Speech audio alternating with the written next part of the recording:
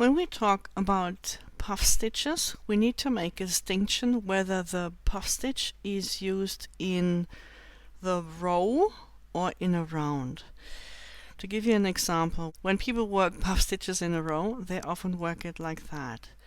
So you yarn over, pull through and pull it up to the height of the stitch beside it. In this case, that's a double crochet, and do that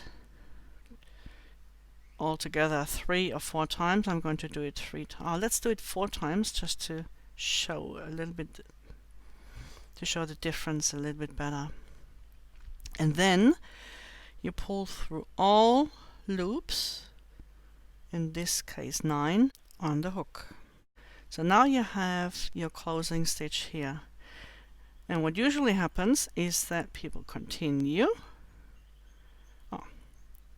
with a DC double crochet, and that pops the puff stitch to the other side. So very often the puff stitch is made on the wrong side to give the effect on the right side, and that's okay. Let's just continue and give you one more example, and this time I'm making single crochet. I still make a puff stitch the same way. I only do 3 yarn over and pull throughs on this, so I only have 7 loops.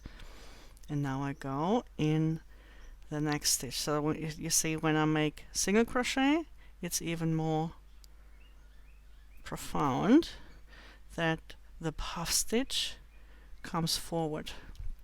But what also happens is that by doing that, the puff stitch is leaning to the side. And you may say, yeah, that's because you made a single crochet here, but also if I didn't, which I'm going to undo now, even with the double crochet that I made after this puff stitch here, the puff stitch leans to the side. And sometimes that's the feature, that's an effect that people want, to have all those puff stitches leaning to one side.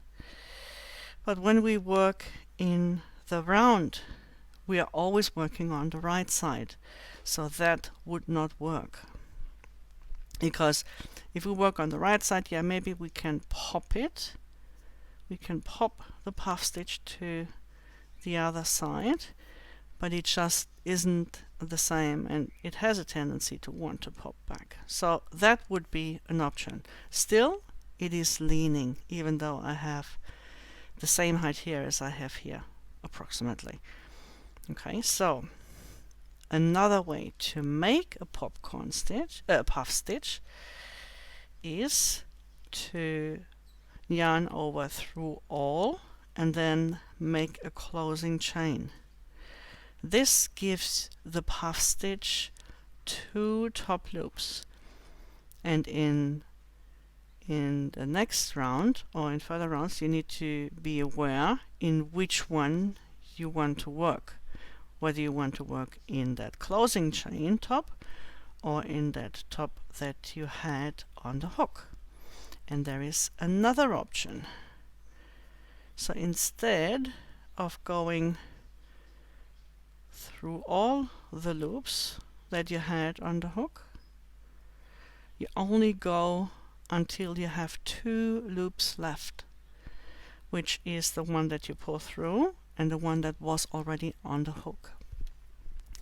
If you now go through both of those loops, you only have 1 top stitch, yeah, only 1 set of top loops here. And then you can continue. Let's just continue with double crochet in this example, and it's the same dilemma. You either have to pop it back on the side, which you can do, it's not a big issue, but you still have it leaning to one side.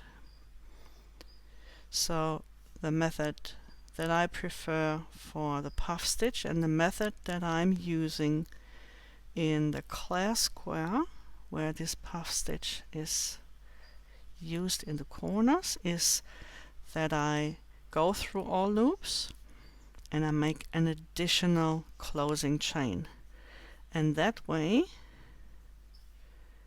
it still pops through. I still have to pop it through, but that way, if you look, the puff stitch appears a little bit straighter. We will be using the puff stitch in the corners, so I'm going to make a video how to use the puff stitch, how to make that puff stitch corner.